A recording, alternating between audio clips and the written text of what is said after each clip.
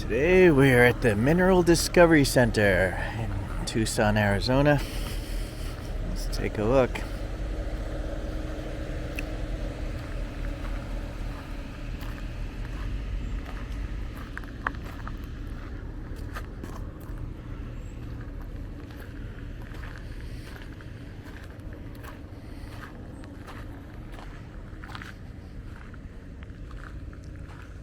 Probably a water pump.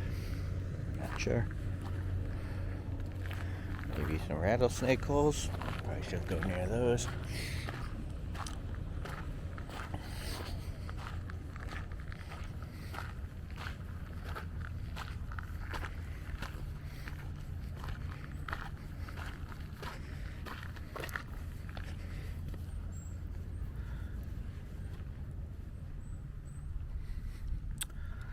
Yeah, no joke. There's a sign about rattlesnakes.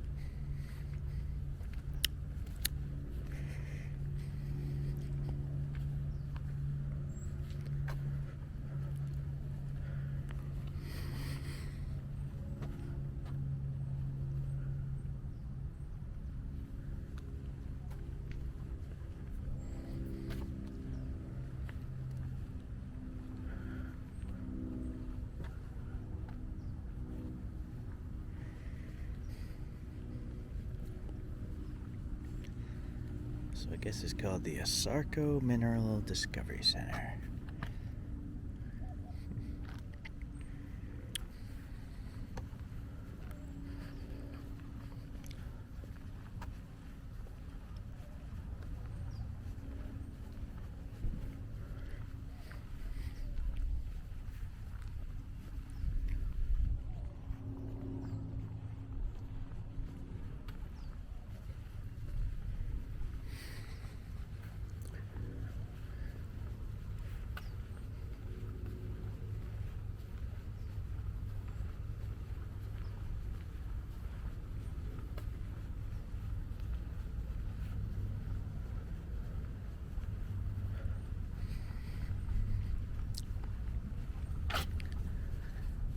Some fees. $7 for children, around $18 for regular adults. 9:30 tour times. Every hour and a half, there's a tour. Ooh. Ooh. Doors are closed still.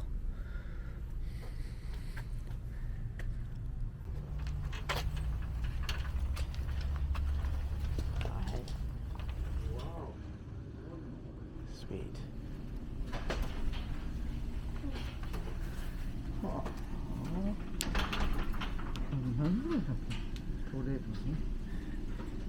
Very cool. Yeah. すごいね。特徴のこれフィリピンとね、ボールで。 Yeah. So how's everyone today? Fine, thanks. Good, how are you? Good. There's another group. They're still outside, but It's like 9:30. a whole lot of tourist brochures.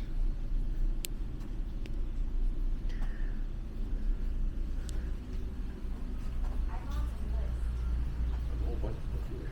Oh boy. Okay. So I reserved for Melissa 5. Very cool minerals to purchase. Jewelry.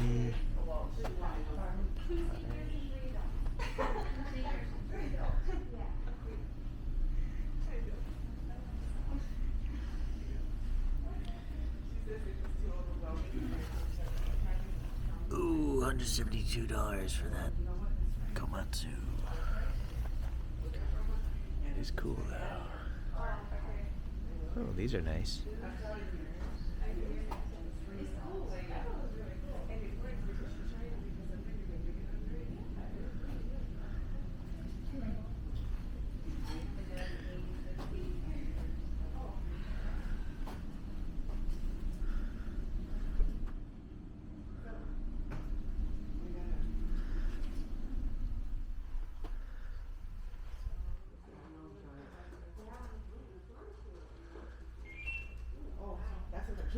Yeah, that's a noise. Okay, we don't have tickets, but this is what your ticket is. Sure. About 9:30, a little bit before, the tour guide will come in and we'll get all together in that little room there and tell you what you're gonna see and everything. So we'll be on the bus and it's over an hour. And we'll be out in the hopefully. So we can go up to the top and look down in the big pit, and then go up to a little building where we do a lot of the work on the. So he'll invite Oh yeah, oh yeah. Camera, binoculars, whatever. You're welcome.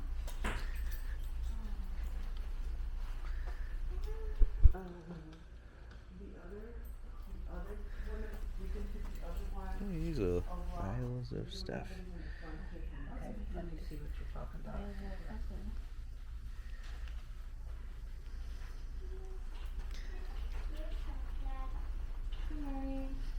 Go ahead and show her and then I'll take care of them real quick.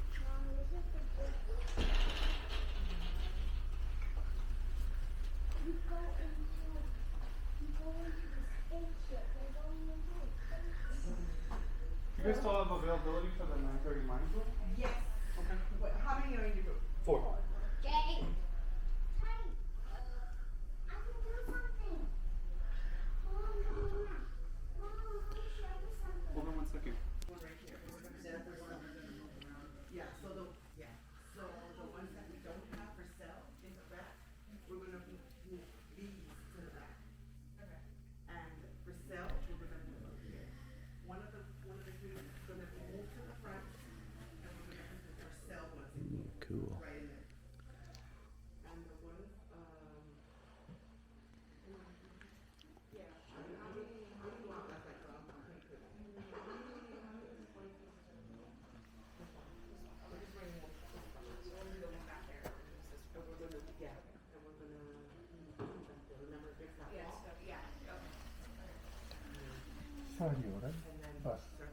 Yeah, we're gonna gather in here a little before 9:30, and they're gonna tell us something, and then we'll go on the bus. Okay. Yeah, I think I must be alright.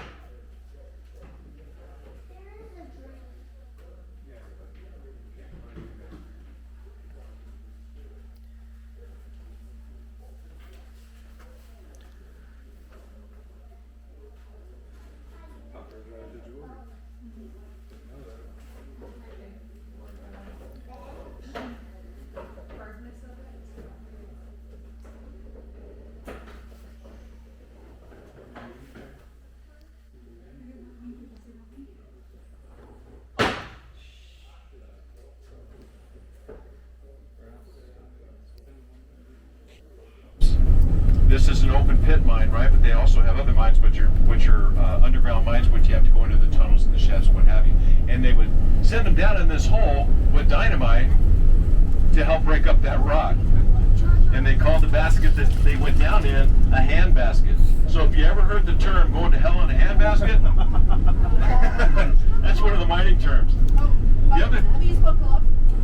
We're going to be going across some really bumpy mine roads, so you don't want you tumbling out of your seats. I'm sorry to interrupt. Oh, no, not at all. Thank you. That's very important. As he's slowing down here, Dennis is slowing down to give you kind of a look. Now, I noticed one gentleman wanted to look at that. That's an old tire. Can you imagine? Now they're 12 feet high. Amazing. As we're exiting the mine here, or exiting this area here, you're going to see on your right-hand side a solar array.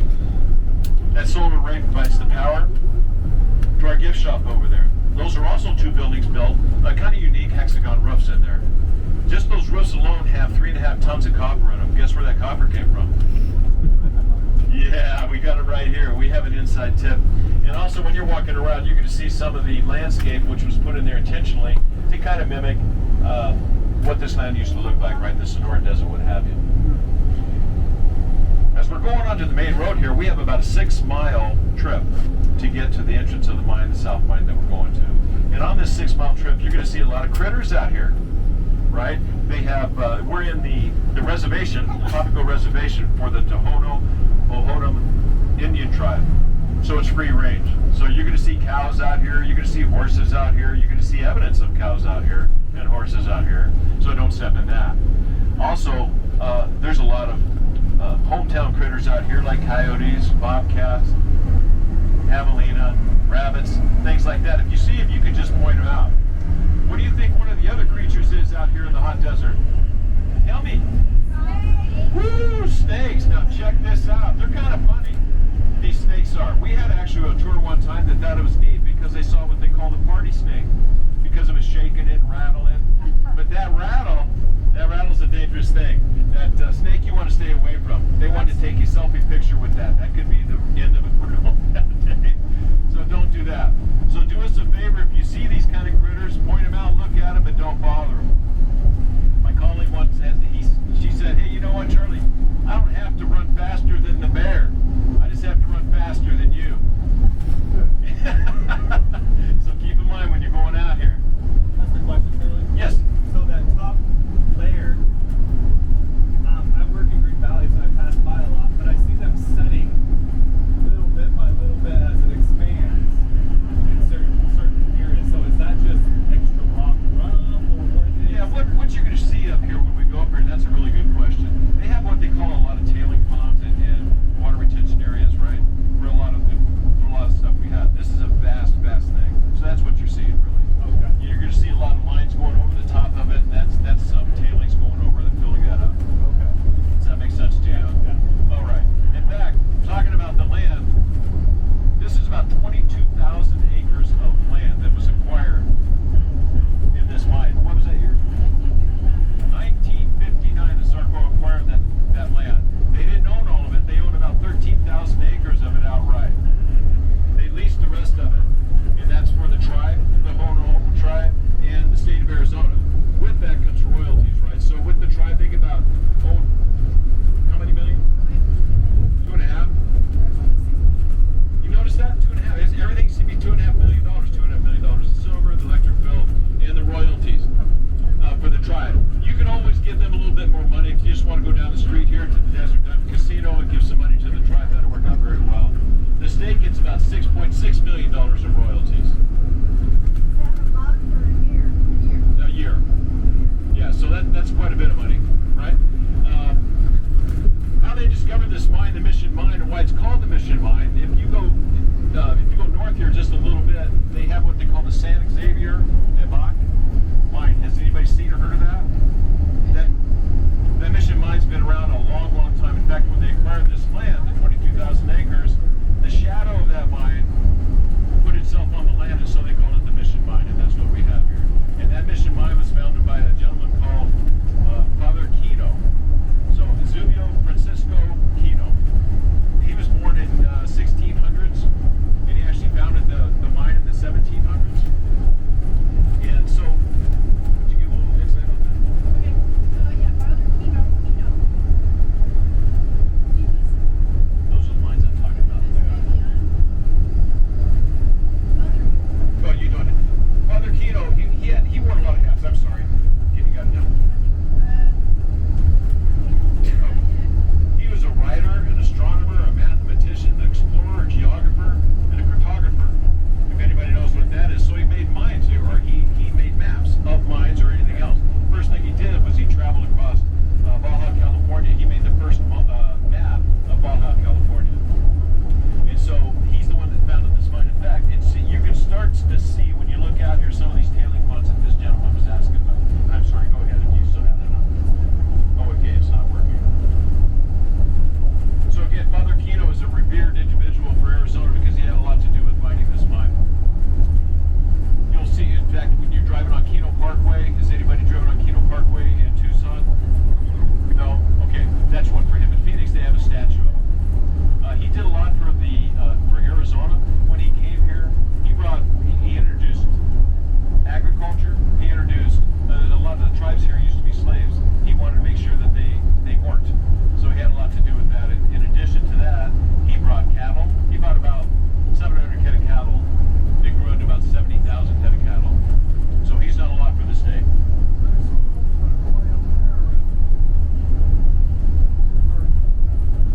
Dennis is pointing out that there's a haul truck, but hopefully we're going to see quite a few of them.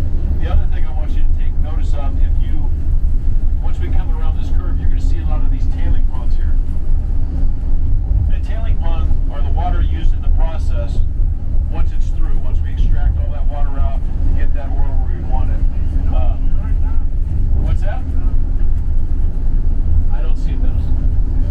Oh, we're looking over here. Oh, okay. So you want the left-hand side, if you look up on top of that hill in front of you there, you'll see the bucket. Yeah. The bed of that haul truck. And when they tip that over, it's actually put dirt over the sides of it, which is how these get built up here. Right? There it goes. I'm going to point out some things once we get to the outlook, which are called benches, and you're going to see some that are nice and sharp and clean. You're going to see other ones that are kind of filled in. That's what they're doing with that waste. Okay, now you're going to start to get a real good look at the tailing ponds here. Now understand that we reclaim about 60% of the water we use. The other portion of that water we get from CAP, which is the Central Arizona project. And we use a lot of that water as well in trucks and haul trucks and things like that. Water trucks to keep the dirt and the dust down. So environmentally,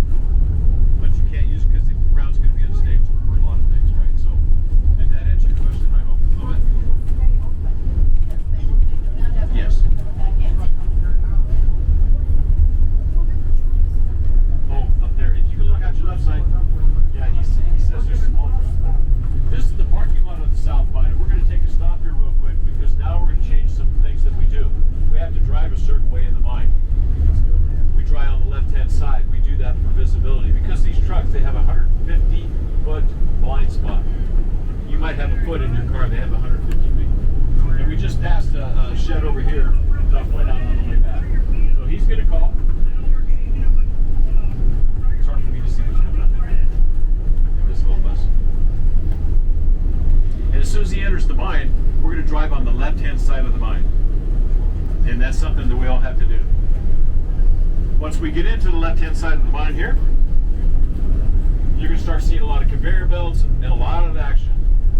The first shed that we come to right here, which says concentrate, that's what I told you gets down to about that 25% ore concentrate. After it's gone through the flotation process, gone through the breaking process, and they load it in here, and that's when they take it up to some of these mines in Agua Caliente, Mexico. The tall building to your right over here, that's their main office building.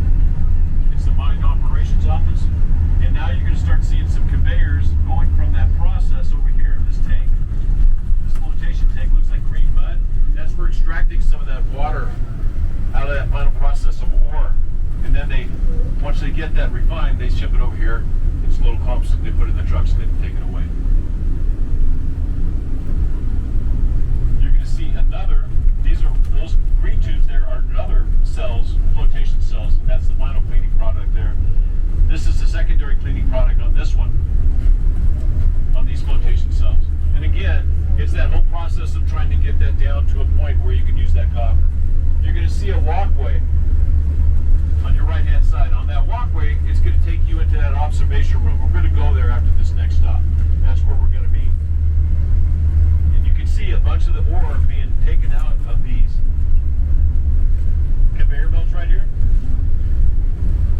That's taken from the bottom of that pile. They have conveyor belt on the bottom of the pile, which takes it into the sag mill. And that sag mill is just breaking it up and breaking it up. Yep. Are they dumping up there? Okay, so right here on your right-hand side, that little building you see a huge haul truck. They're getting ready right over here. They're dumping that. That's that primary crusher. That's what I was telling you about. It takes those 5-foot diameter rocks or ore.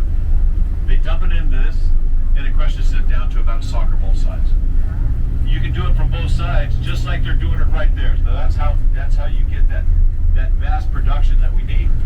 You need production to be this vast, this big, this huge, to get your unit count down on the cost of running a mine. Otherwise, it wouldn't work. But look at how big those are.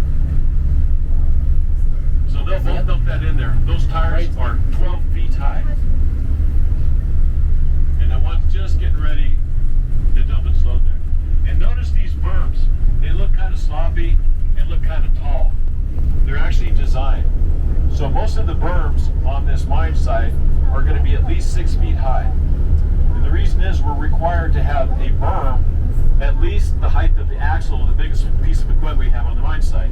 So if a tire is 12 foot high, you have to have 6 feet of berm. And what that does is when these trucks are driving on these mine roads, that it takes them back and puts them on the road. These two tanks here are what they call ammonium nitrate. What we put into those tubes that we drilled to loosen that dirt is called ANFO, ammonium nitrate and fuel oil. This ammonium nitrate by itself is just like a fertilizer you'd put in your garden. So without the other proper mixture and the ignition point, it's actually inert. It's not any more explosive than water, which is a good thing to know. So Dennis is stopping here. You can see this sign. It says entering an active haul road. So coming down this hill doesn't look like much to you, but when you have a 1 million pound truck full of 340 tons of payload, they don't stop real well. This bus is like this big to them. So if we pulled out here, they can't stop. They wouldn't even know they hit us. There's one over to the right. Here it comes. Now you'll notice it's kind of slow. And the reason it's kind of slow is, like I said, you have 1 million pounds of truck and you have over 600,000 pounds in the back of it. And those are every day, all day long. So it's going to take them a little bit of time to get up this mountain, but not as much time to go back down. As we come up here again, this is going to be an outlook. Now on this outlook site, you're going to see a couple of tires just so you can take a picture with those of your family or what have you. Again, please, don't just jump inside of those tires until you look inside of those tires. You might have some friends in there. You don't want that. We also ask that you don't walk or climb on the tires, on the outside of the tires. You can get inside of that big one right there where we're going to stop and take a photograph if you like, but make sure you look first, okay? There's also facilities here. It's called a Porta Potty. You can use it if you want to. But right after we leave here, we're going to go to some actual real plumbing, right? In the sag mill, in the observation room. So if you can hold it, that's great. If you can't, you can use this, do what you have to do. We're going to be at this site for about 5 to 10 minutes. Once we get out, I'm going to explain to you what you're looking at. This looks kind of like that photograph you saw when we initially started talking about the tour inside the gift shop. We haven't been up here yet, so I don't know how breezy it is, but if you have on your favorite hat, hold on to it or maybe leave it in the bus, because if it goes over the side, say goodbye. There you go. You guys are all tied down. So, All right, so I'm going to meet everybody outside, and like I say, please don't climb over the fence. I might not ever get you again, but I'll explain to you everything that you're seeing. Pretty large hole in the ground, isn't it? And you can see all the haul trucks and what have you, and I'm going to point a little bit of that out to you. Now, that open pit mine on the south end, that's about 2.5 miles across. North and south and east and west, 2.5 miles across. And if you look over the fence here, the farthest part you can see down, that's about 1,500 feet in depth. The water table's about 300 feet. And you say, why isn't that a swimming pool then? There's a lot of aquifers in there, and they're diverting that water on its own around this line. You also see a water road. Now, if you look to the left, do you see those little trucks? That's just a little bitty tiny truck. You can actually see the size difference between that and those small trucks way up there. One is dumping the road. You can see the back of it better as it comes up, and the other. So you can see the difference in size looking over there. Those are massive, massive pieces of equipment. As I said earlier, if you look down to the 1,500 foot level, you're going to see a little water there. In the middle of that water is a flotation pump. That keeps that level the way they want it. Also notice the unique stepping of the mine. Every one of those steps is what's called a pitch. Right from that pitch, going up, it's about anywhere from 25 to 40 feet high, as is the bottom part of that pitch. And that's just about where they have those test drill holes, so they know exactly what's in there. And that's what they dig out. You'll also notice on some of the sides of the hill that they're smooth. It looks like they're eroding. Remember, the dump truck that our driver Dennis pointed out, dumping over the sides of the mountains, that's what they do there as well with the waste, and that's why it starts smoothing out. Otherwise, it would be just as sharp as it always is. There's a haul truck right there. You can see the size of it. And it's just driving right up to your right. If you look to your left all the way down, you're going to see in that flat area, it looks like a drill or a pipe that goes straight up out of a piece of equipment. And that's a drill. And you see to the left of it, looks like little black dots. Does everyone see that? Those black dots are where they're going to drill those holes, fill with 1,000 pounds of explosives, backfill it with the natural material around it, and loosen up or free that ore and that gravel so they can pick it up with the shovel. This is about the time to shovel for you. Yeah, we got this camera thing. See it turning around? So the haul truck that's going up and down right in front of that shovel right there, that dipper or that bucket has about 61 cubic yards of material in it. So it's a very fine process, and they're not going right. All over the world. Asarco has the Mission Mine that you're in right now, the Ray Mine in Hayden, and the Silver Bell, which is in northwest Tucson. So, 60% of the United States copper comes out of southern Arizona. It's a lot of copper. Yeah. And as far as I know, there's about 10 active copper mines in southern Arizona, and then there's dozens of them all the way across the state There's of a, Arizona. excuse me for interrupting, but look at the size of that haul truck right there. Yeah, about as close as you're going to get a view. Can't do a working haul truck yet. So, since there's like 10 active copper mines and dozens of them across the state, but as to my knowledge, no other working copper mine gives a tour. So what that means is that in all of Arizona, we are the best copper mine around here. Right? How lucky are you guys? Over 7 million people, and we're number one. We're number one. Right? So copper is very important to the Arizona economy. If you're from out of state, if you look closely at the Arizona flag, the star in the center is copper colored. The stripes are red, so the star is a different color. Also on the state seal, there is a miner.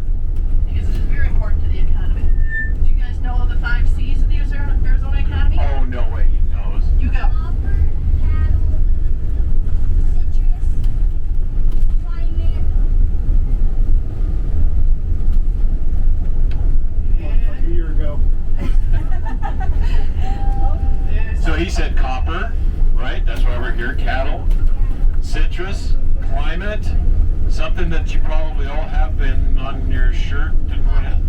Boom! That is amazing. Give this guy a hand. Nicely done. Nicely done. Yeah, climate's one of the reasons a lot of us are here, right? And I'm here to avoid that. I'm from the Midwest. You know, I saw somebody with a Packers bag. Are you Wisconsin? Madison? There you And from go. Northern Illinois, so you know, yes. Polar vortexes. For those of you not from northern states, that's when the jet stream brings the polar air masses down to your state, and you can have 20, 30 below. I heard Milwaukee had like 40 below this winter with wind chills on top of that.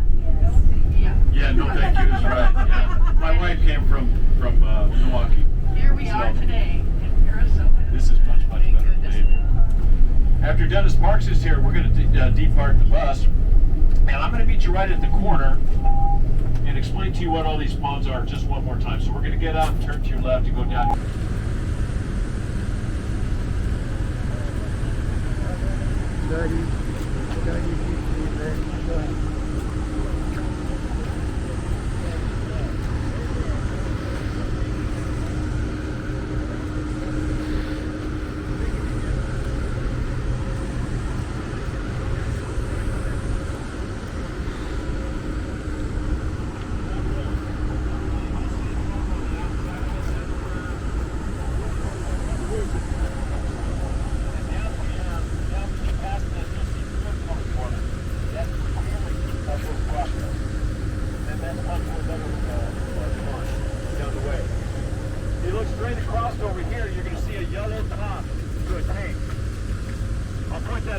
There, it looks like a bunch of boiling water, and really that's just that froth, right? That process of flotation. That's where that copper's rising to the top. The bubbles are rising to the top because they have agitation air in there. That agitation, just like a mixer, when you turn it on, is forcing air to the top, makes that froth. You're going to see it falling over. So in that tank, you're going to see like little X's or whatever, or troughs, and it's falling over the top, and that's where that copper is. Then it goes from that, like I said, to these various types of thickening ponds and reclamation ponds. You'll see conveyor belts here all over the place. This one here is coming back out of the ore that wasn't to the size it needed to be. So to drag it back down again, compress it some more in the ball mills until they get to the size that they want it to be, that fine powder that I'm talking about, so they can send it to this process here, where you add, and here's the tanks I was telling you about when we first started the tour. That Zambate, right? Pine oil. You can see these things down here, lime. And it's going to be milk lime by the time they take that ball mill down there, which is breaking up the lime, putting it into that dry tank. They mix it with water here, that's where you get your milk lime. And then it goes over to the flotation process. You'll see that lower conveyor belt and those balls running around, they look different than the grinding balls. That's because those are magnets. So those balls that help break up all that ore, they have those balls in there. Some of them get back out. They're not supposed to get back out, so they have magnets to pull them out so we can reuse them. So follow me. We'll walk down this aisleway here. We'll stop right here. Okay.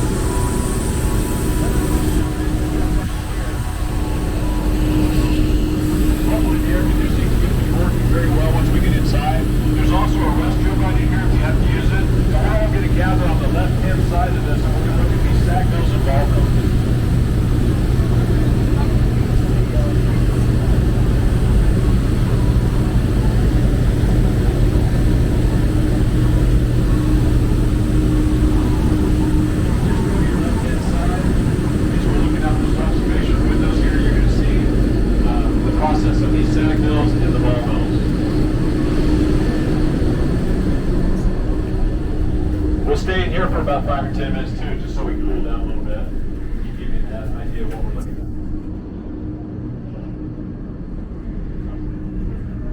All right. So on the left-hand side of the room over here, we have this I-beam, and these two balls welded to it. These are the size of balls that are in these machines out here. So if you look straight across and you see like a Ferris wheel going around and around, that's actually a SAG mill, semi-autogenous grinding mill. It has those 5-inch balls in it. So that's taking that ore. If you look above, there should be a light up there. Let's see. They kind of shut that down. But you see like a little candy cane hoop right there. You have a conveyor belt coming in to your left over the top of that SAG mill. And that's dumping the ore into that SAG mill. And it's just tumbling those balls and breaking it down and breaking it down and breaking it down. You'll also see some conveyor belts down below, just over the top of these ball mills. It looks very shiny. One gentleman asked, why does that look so shiny? Because it's wet. We add water to that, right? So you're going to see a multitude. You have 2 SAG mills here, and then you have 2 ball mills here. This ball mill, once we get it to the size we need it, which is those soccer balls, right? Then it comes into these ball mills, these huge mills right here, and that's when you have your 3.5-inch iron balls, and it breaks it up to that powder. One of the things you see missing here probably, where are all the workers? This is so automated right now, and this is not a new process, so we're going to cover that. It only takes about 7 people to run this. Wow. Right? It's Crazy. that automated. So they're checking and making sure all the processes are right. Pretty amazing, right? Any questions on that? 7 people.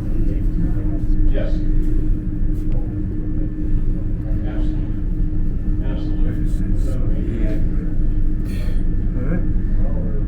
Subcontractors? Don't want to hit that thing. I'm sure they do. Yeah. It's just, they just think it becomes water. Yeah, I'm sure they do that. All right. Yeah, absolutely. They actually do. They'll shut one down, the other one's working. Right. 2 different ones. But you can see that's just a huge process. And this process isn't brand new. And here we are in 2022. And again, you know, I hate to throw this out there, but it was a woman's fault. And what I mean by that is, God bless her, because in 1880, I think it was 1880 or 1888. 1888, she came up with this process. She was the first one, and she didn't have the chemicals down just exactly right, but enough. And she was going to make a patent on that, but her husband ended up dying, and so she didn't. She couldn't.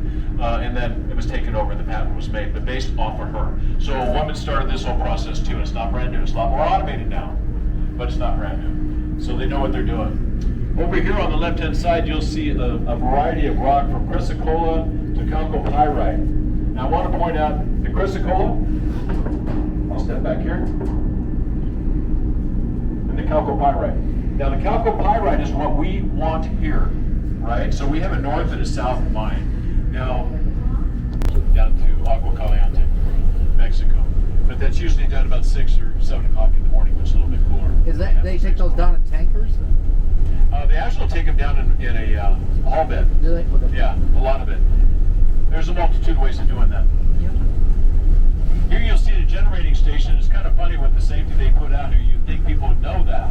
But they say, please don't spray it with your water trucks. You would think they'd know electricity and water sometimes is a bad thing. So they don't spray it here. So again, you'll see these thickener ponds, these reclamation ponds here to grab that out and take some of that water out.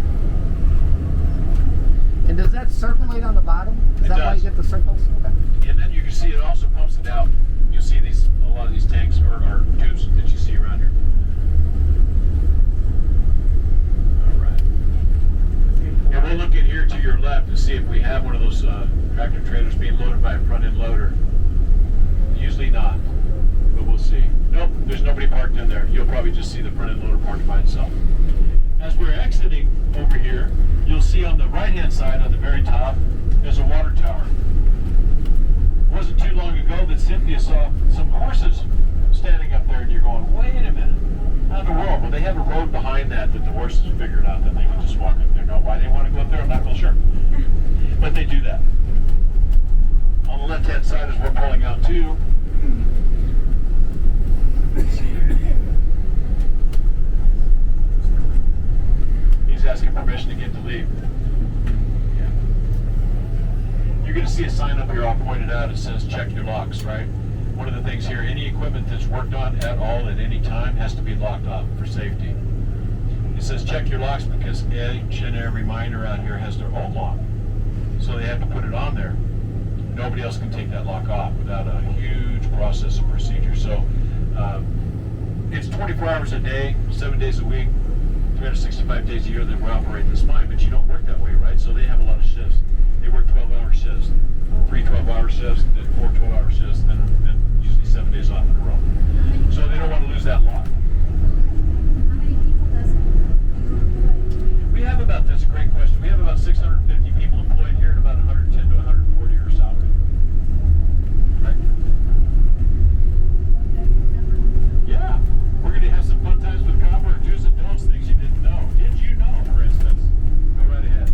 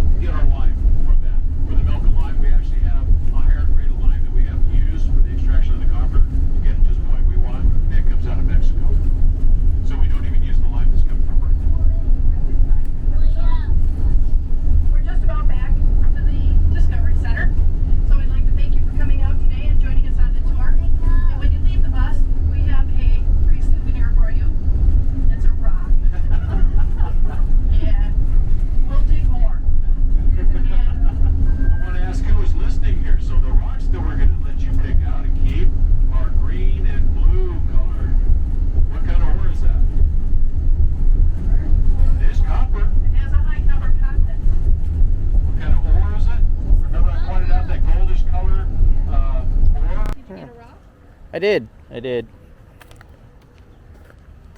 I thought about several times collecting minerals, but there's just too many of them. Oh, yeah. But they look cool. They look really cool, though. That's I cool. love going into those stores. Yeah.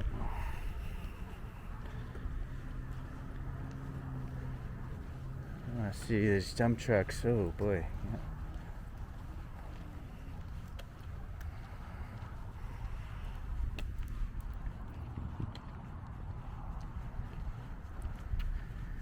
Okay, some old dump trucks.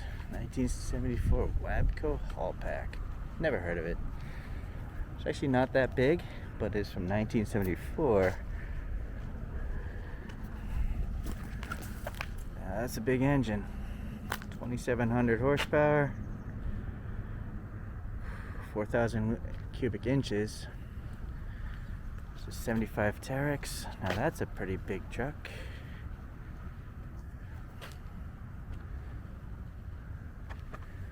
Dozer. This is the last generation truck they're using here. They're currently using the Komatsu 930, but this is a Komatsu 830E, meaning it's electric powered. They run diesel engines to run the electric motors.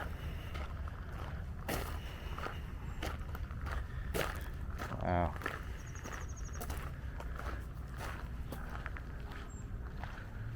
Gee.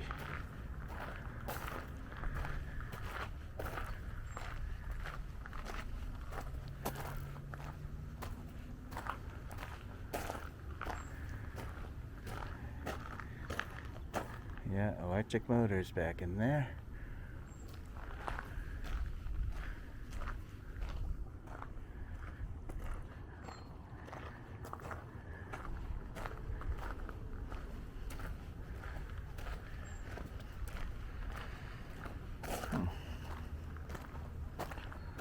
It's a big difference.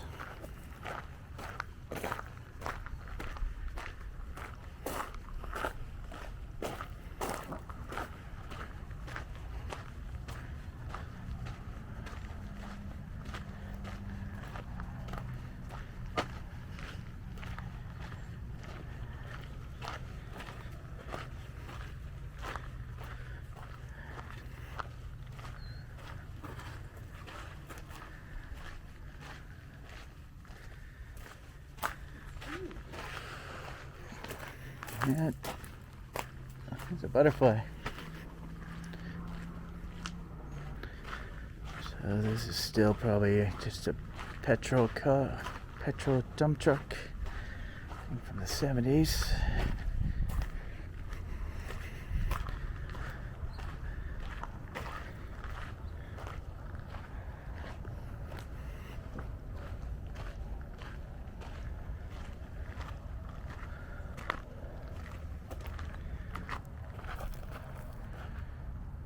Cool.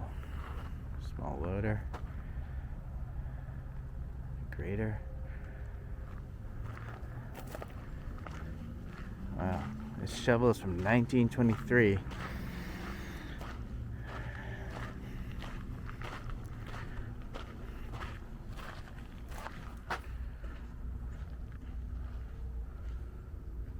That's quite a cockpit.